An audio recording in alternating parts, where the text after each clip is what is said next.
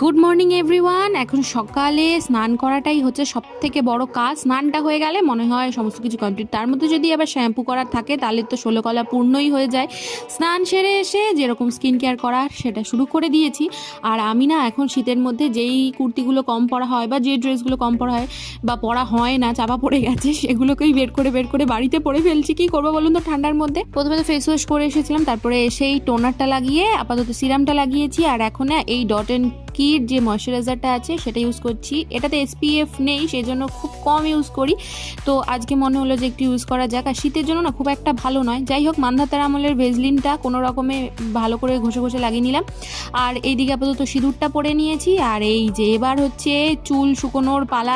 তবে আজকে কিন্তু শ্যাম্পু করে কোনো রকম সিরাম লাগাইনি, কারণ ইচ্ছা আছে একটুখানি কিছু হোম রেমেডি ট্রাই করার। সেই জন্য আর কিছু মাখলাম না। দেখা যাক শীতের মধ্যে কতটা পারবো। ফিল্মি কায়দায় চুল তুলতে গিয়ে চোখে বাড়ি খেয়ে যাচ্ছি, বুঝুন অবস্থা। তারপর দেখো না গাইস,